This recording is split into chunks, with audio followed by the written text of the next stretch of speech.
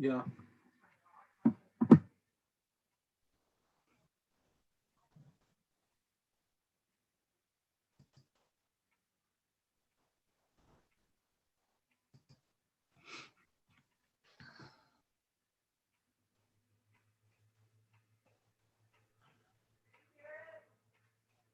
No.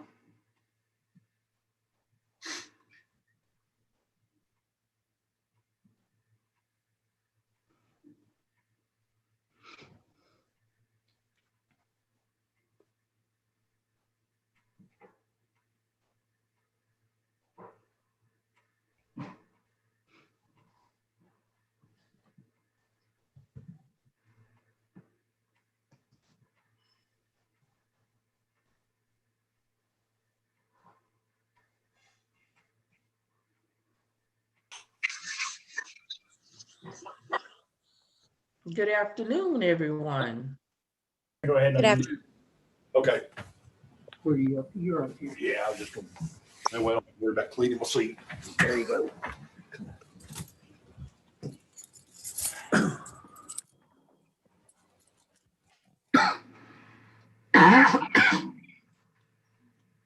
Hello, how's everyone? Just fine. Good. How are you Mindy, feeling? you ready? That's 5. That's everybody. Mindy, are you ready? Yes, ma'am. Some members of the EDC board may participate via telephone or video conference. A quorum may or may not be physically present in the city council chambers. Citizens wishing to make comments should email mcparks80@gmail.com. Citizens' comments received prior to the meeting adjourned will be read to the council.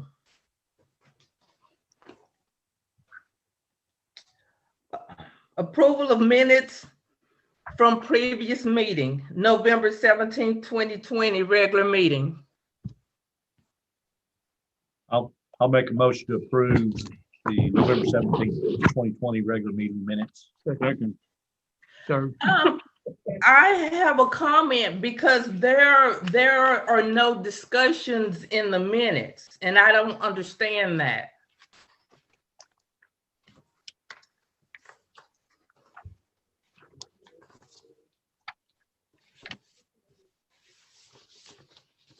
When you record minutes, when it's just an action item, we only have to record the action that was taken, not the discussion.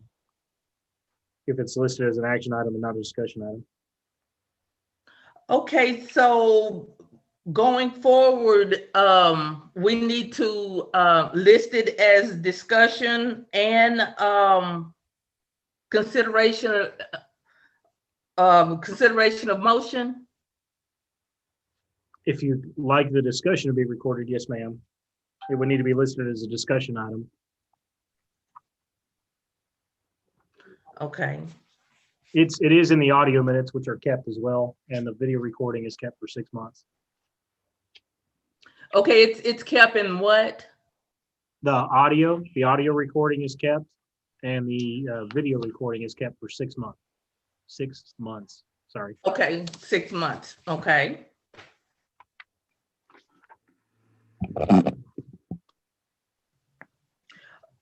Approval of minutes from the previous meeting. Can I get?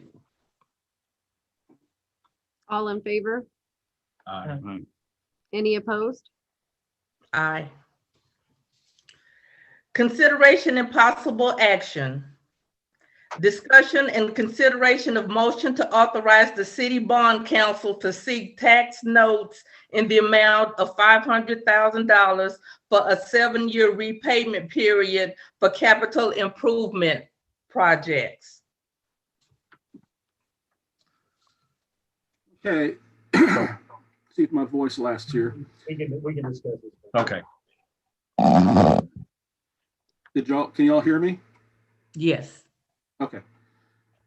Did everybody get the explanation background that I typed up and had sent out? Yes. Yes. Okay. So to put it in a nutshell, without trying to go over that entire thing, The city council had taken out $3.8 million in bonds to accomplish a lot of different projects in the city. Water tower, water storage facility, a renovation of the fire department, and a civic center. All of those projects have been bid out, and some of those projects came in under what the city expected, in particular the water projects, but others came in right at what the city set aside for those particular projects, specifically the civic center, which did not include a parking lot. So basically the city needs about $500,000 to complete that project adequately, part of that project, because they basically have two different options. One option is to do an asphalt parking lot, which is not recommended by the contractor or the design team, or to do a concrete parking lot, which is obviously more expensive. And that's something we'd like to do. Without the additional funding, the city would have to scale back on the civic center to pay for the parking lot issue, which is not something the city wants to do, because obviously projects like this come along every 40 or 50 years. This is our opportunity to build a civic center that the community can be proud of, and we can kind of showcase it and use it to not only attract economic development, but use it for our business community and the community as a whole. So we really don't want to scale back on what the design team has presented to the city. The additional funds is to be used to purchase the property directly next to the city hall. The resident that owns that property has offered his property for sale to the city, and in the capital improvement plan for the next several years, one of the projects in the plan is to eventually build a new city hall for a variety of reasons. Just like the civic center, which is badly dilapidated and basically a money pit, City Hall is in the same situation. We've outgrown it. It doesn't accomplish what we need to accomplish as far as servicing the citizens, and we're putting in a tremendous amount of money every year to maintain it or fix it. So at some point in time, the city is interested in building a new city hall, and by purchasing the property next door, it would give us the land necessary to build an adequate facility. So that's basically the two projects that we're kind of short on. I know one of you may be thinking, well, why didn't the city take more than $3.8 million out when we did the original bonds? That was the maximum amount of money that the city could take out at that current time. So just like a city council or just like a municipal city council, an economic development board has the power to take out both bonds or tax notes or whatever necessary to help fund projects like this. And we thought we would ask our bond counsel to take a look and see what the best scenario would be for the Economic Development Board to make it easy on us financially without having to dip into our reserve fund and to accomplish these tasks. So the bond counsel came up with the tax note idea.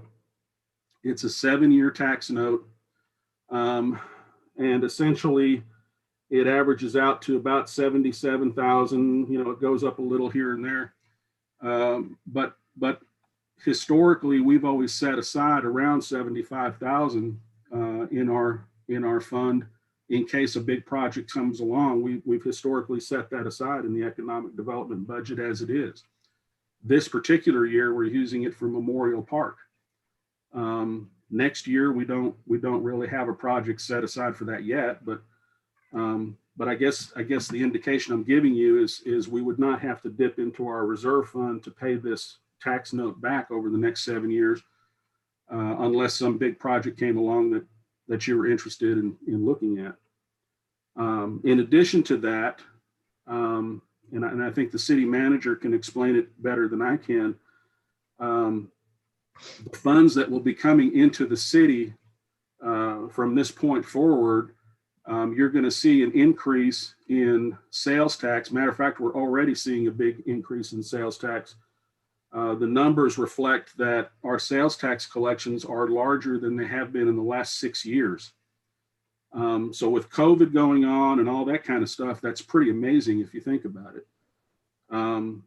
But the projections are showing that we're going to continue to bring in more revenue to the Economic Development Fund in addition to other budgets of the city because of the growth that we have on the table right now, the 200 plus home housing addition, some industrial development and things of that nature that we have on the table.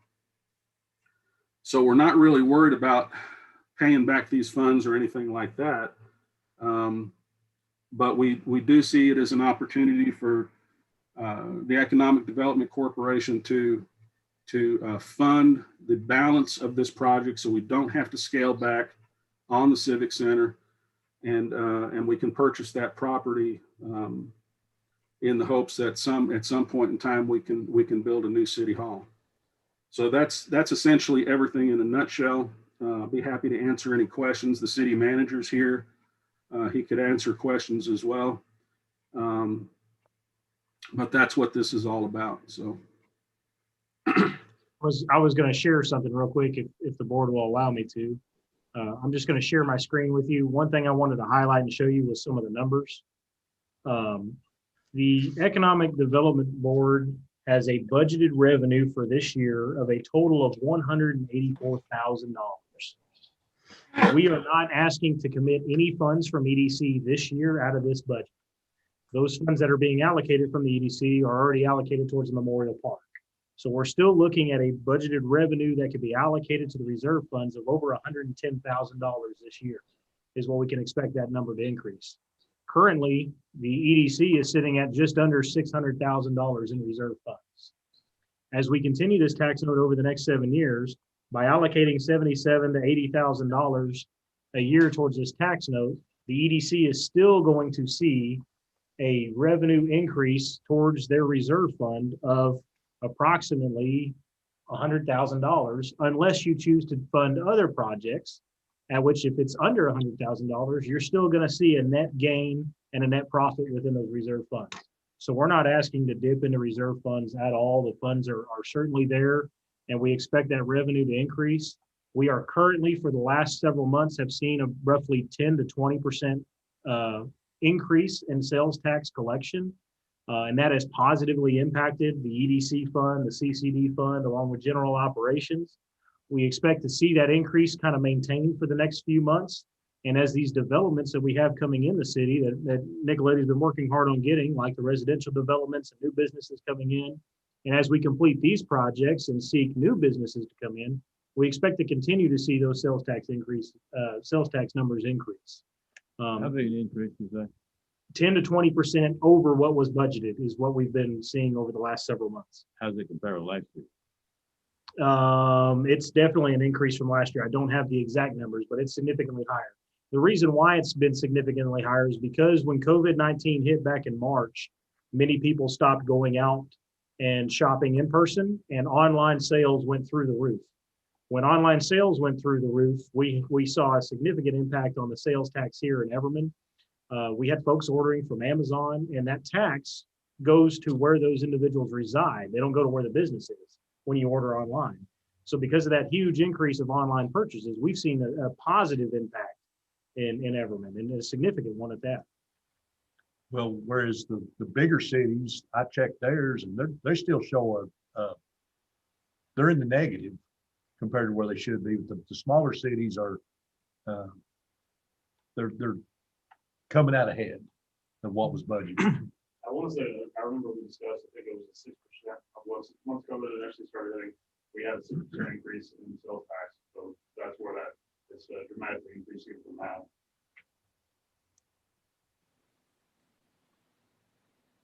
But I'm happy to answer any questions. I know Mike's happy to answer any questions. We certainly want to discuss this with you. We think it's a good option. And we feel, let me just put this out there as well. One of the mistakes that I feel that we've made as a city as a whole in years past is we have done projects and scaled them back far too often, and that has cost us more money in the long run. I feel that if we can invest money the right way the first time and get things built correctly, that will allow our funds to go further, and we don't have to worry about, for example, the asphalt parking lot. If we put in an asphalt parking lot over there, that would cost us roughly $250,000. That asphalt parking lot would require to be repaved and resealed every 5 to 7 years, which each time would cost us close to $100,000. To do a concrete parking lot, which will last us 15 years before it needs maintenance, it only costs $334,000. It's going to be cheaper for us in the long run to be able to put concrete in there rather than asphalt. So just those small decisions like that, when we're planning out big projects like this, go a lot further in the long run and will wind up saving the city a lot of money on maintenance and repairs down the road. Do you know the size of the parking lot? Exact square footage, I do not. I don't know if Mike, do you have the square footage on the? I don't have the exact square footage, Burl. I know this parking lot's going to go all the way, go from from Ray Street all the way to Wichita. So you're going to have ingress and egress from both of those streets. So it's a rather large parking lot to accommodate the Civic Center. Now, does this Okay. money also cover the moving of the track? Yes, it does, which is minimal. We're going to do that in-house. We have Okay. the ability for our staff to be able to do that rather than contracting that out. I'm going to share my one more time since we were talking about the parking lot, just so I can show you. But this is where the annex is currently sitting. The annex is going to be moved, or the Civic Center is going to be moved back just slightly and kind of centered on here with the concrete parking lot and access coming in from both Wichita and Ray Street, with all of this being concrete. And it's That'll going to add- run, it's going to run along the soccer field. You see the trees there, right there. So it's going to Yeah. be from that area back. This So allowed like us- out by the basketball goal or further back? Further back from the basketball goal. Okay. The walking track is going to come along here and then go right along the edge of this soccer field back up. Everything south of that will be the parking lot and the building. Okay. Which land has to be purchased to do this? That's going to be this property immediately adjacent to City Hall, just south of here. Okay, He is offering this piece of property. He's already had an offer on it, and that offer is, I'm trying to put this correct here. That offer was made with the intent of wanting to eventually sell that property to the city at a much higher cost than what it's being offered to us now. So if we fail to purchase that property now, we'll have another opportunity in the future, but I would imagine it would be at a significantly higher cost than well, what it's what's the available to us. cost now? $140,000 was the offer to us now Okay, for the property and the house.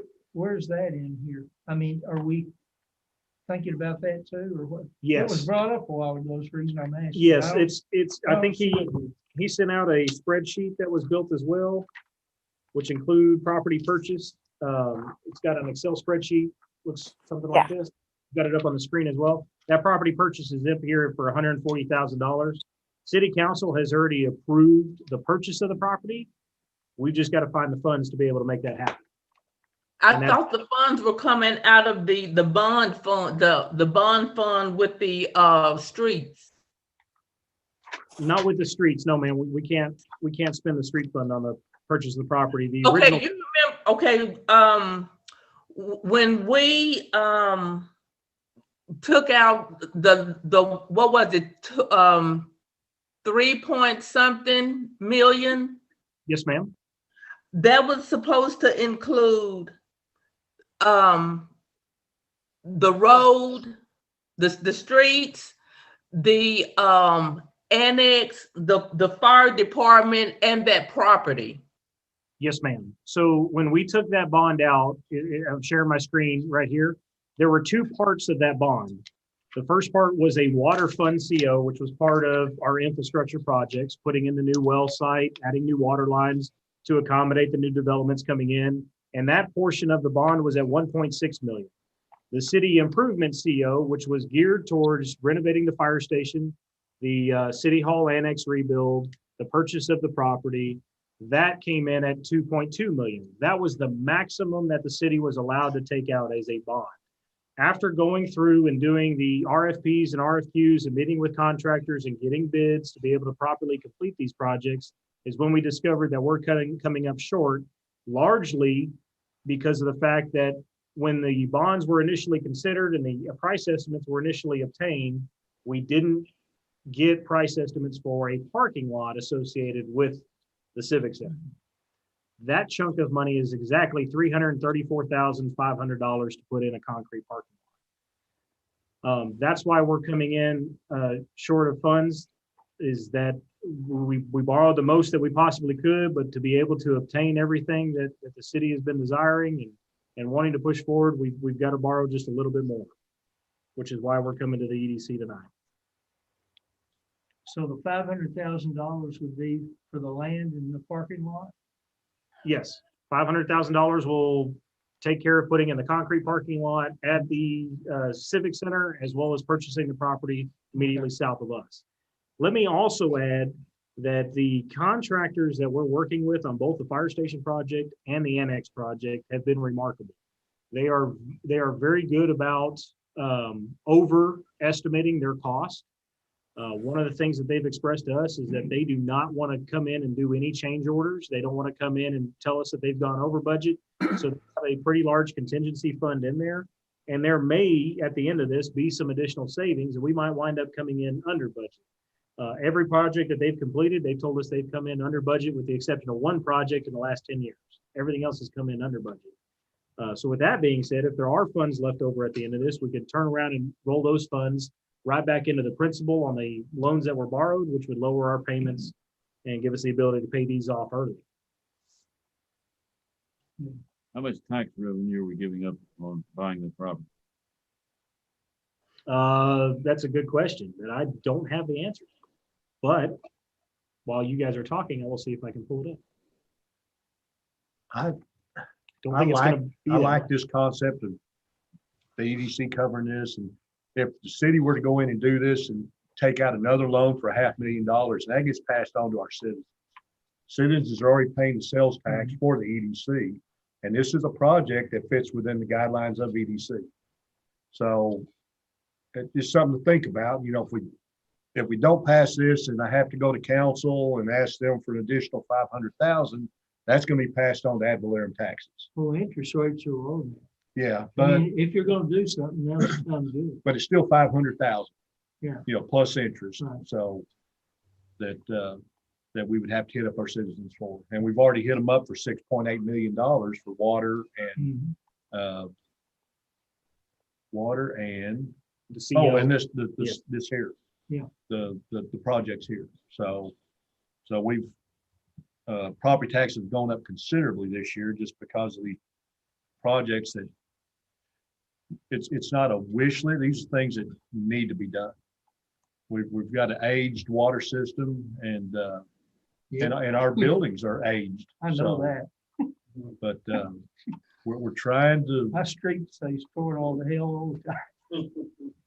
well, and if Craig did a spreadsheet the other day, there's about $23 million worth of improvements going in our city and around us. Everman Parkway is being done. Took 7 years to get that done. They're coming in, they're doing Oak Grove Road. We're in talks right now to get Wichita done all the way to the freeway. We're in negotiations on Forest Hill Drive that hopefully will also have some flood mitigation stuff included. So and that's, Also, high school, they're digging up, they're doing stuff out oh yeah. there. Bro, the TAD value on that property is roughly $100,000 at our 1.89% effective property tax rate. We're looking at $1,800 annually on loss of revenue by purchasing that property. Now, is that total or just ours? I'm sorry. Is that total taxes or Well, just ours? that's our effective property tax rate is Okay. 1.89. So that would be ours. What's gonna happen to the annex building that's there? We're gonna add to it? No, it's going to be completely demolished and we're building an entirely new facility. How about here? We build buy this property and build a new city hall. What happens to it? Well, right now, we haven't come up with a plan for City Hall as of yet. We're just looking to acquire the property. We're hoping that about 5 years down the road, we'll be able to develop plans for this. we need to allow some time for us to pay some of these COs and bonds down and to allow our TIF funds and EDC funds to continue to build up our reserve accounts before we take on another big project like this. And I'm thinking probably 5 to 7 years, that ballpark, we can start looking at building an entirely new city hall building and be able to afford it effectively. And Mike, you agree with me on that assessment, right? I do, yes. Do we have any designs or plans? You have the project cost for these items. Are there any designs or plans for why these are totaling up to these prices? The Yes, ma'am. cost? We're working on that with the engineers right now. We're working on finalizing the contract. They have drawn up some sketches. We're waiting on the finalized CAD drawings and finalized plans to be submitted to us. And I'm told that we should have those probably early next week. Okay, so how can you ask for $1 million for the Civic Center if we don't have any finalized plans? Well, they're experts in doing this. They're able to provide us with what's called, and one of the reasons why we chose this particular firm was that they offered something that no other firm offered, and that was a guaranteed max price with the contract. So they go through, we've had multiple meetings with them talking about the design, the layout, the square footage, the technology in the building, the lighting, the architecture. We've gone all the way through all the nitty gritty, have gone over the sketches and reviewed all of this. And that's where they're able to come in and offer us with a guaranteed max price based off the materials of what our expectations are. Now that we've approved the sketches and we know what the cost is the time that they go in and they start putting together the CAD drawings, which are the engineered drawings with all the specifics and things in there, and able to do 3D modeling and rendering of the project. So we know what the price is now. And again, these are price estimates, but that's one thing that we liked about this firm is that they're able to add a proper contingency, assure that we're not going to go over budget, and offer us a guaranteed max price. Okay, and how much have we paid for their consultation? Have we paid them anything? No, as of right now, nothing. We haven't paid them anything. Okay, my next question is why not do a bond or something and let the citizens vote on the Civic Center and any other money being spent like we do for the streets? And why? And since this is a this has the projects. The CIPs, why are the roads, there are not any roads being added to this as bad as our roads are? Okay, two very good questions. I'm going to share my screen again. The first part is I wouldn't recommend taking this back for another bond package because that will effectively increase the tax rate on the citizens, which has already been affected a couple of times here recently. We have the ability to be able to handle this one in-house without negatively affecting the budget. And if we can do that without adding that burden onto our citizens while also providing an economic or entertainment opportunity for the citizens as well as the economic development and potential there, I think we should try to do that. That would be my recommendation. As far as, and you brought up something good and something that many people don't realize, I wanted to share this with you. This is our capital project tracking sheet. We currently have 11 projects slated to begin this year. This includes the fire station remodel, the Civic Center, Columbine well site, PD water storage tank, water line replacements, the Everman Memorial Park, transportation and flood study, sewer line replacements, as well as the North Ray Street rebuild and Forest Hill Drive project. Out of all these projects, we are not necessarily the city of Everman, but as the city of Everman obviously contributing funds, we have roughly $23 million that are about to be invested in the city of Everman and immediately around the city of Everman. Of those $23 million, almost 79% of it is infrastructure, water line replacements, streets, a lot of big projects that we're trying to focus on that need to be done. Two of the streets that have needed desperate attention are Race Street and Forest Hill Drive. The Regional Transportation Council, and I'm trying not to get too far off topic, but the Regional Transportation Council and COG have stepped in and agreed to help us by funding a rebuild of Forest Hill Drive. Are they gonna widen it? Yes, they are. They're going to widen it, hopefully to 4 lanes, and in front of the school 5 lanes. They're also going to replace the bridge for us, hopefully over Chambers Creek. Those are all still pending final approvals, but everything we've heard and all the meetings I've been attending are very positive, and they want to come in here and take care of us for it. That's a $10 million project. North Race Street rebuild is a project that we're working on right now, and that we have on the CIP, and we're trying to do it in a fashion to where we actually purchase the equipment and do a lot of the work ourselves. So that way it's cheaper for us in the long run and we can do more infrastructure. So I agree with you, Miss Allen. We do have some infrastructure concerns on roads and things and water lines, but we're not neglecting those for this.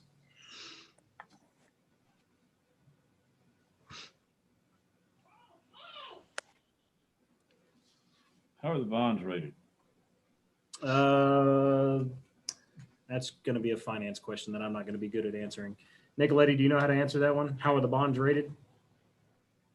No, I wasn't involved in that part of it. Yeah, this was right before I took notes. So I know Yeah, that we do what's called an RFP for financial advising services.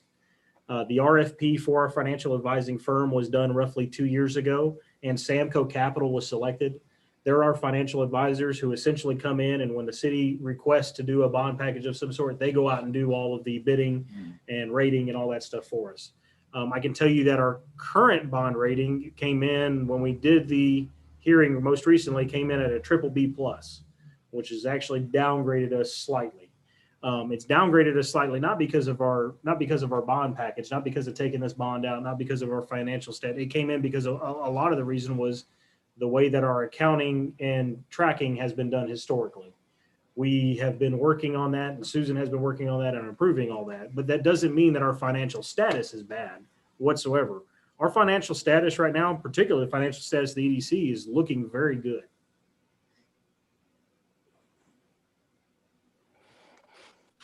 I'm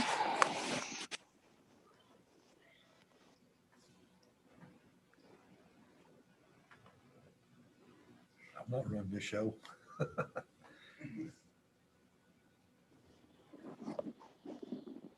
Any more comments? Any more discussion? No comment. No, no comment. Well, I'll throw out something. You'd expect me to say something out, kind of throw cold water on everything, but I won't do that exactly. I think it's good that we got the funds to do this. I think it's worthwhile to do. I just wouldn't want the city to be looking at the EDC fund as being something, if you're short on money, we go to EDC and get it. Because it should be kind of kept separate and for different purposes. But these projects fit those purposes. So I think it's good to do. I'm not opposing it at all. It's just that I think the EDC the projects need to be a little more autonomous. In other words, I'd like for EDC to get some credit for helping out. I mean, is that making sense? Yes. I think the people need to know that there's something working for them other than just the city council. I realize it all kind of goes together, but we do these projects, and I think it just need to be recognized if it's the right kind of project, and these are. I agree with it. But just like the EDC to get some credit. We got some money there. We're spending it. We're trying to put in our whatever emphasis we can behind it. Let's let everyone know that we got a program working for them. I agree with that. We can make that happen. Yes. Are we ready for a motion? I guess. I'll make a motion to authorize the city bond council to seek tax notes in the amount of $500,000 for a 7-year repayment period for capital improvement projects. Second? All in favor? Aye. Any opposed? Aye. Motion carried. Mindy, do we have any comments from the phone? No, we have no comments. Okay. With that being said, we are adjourned. Thank you. Thank you. Thank you.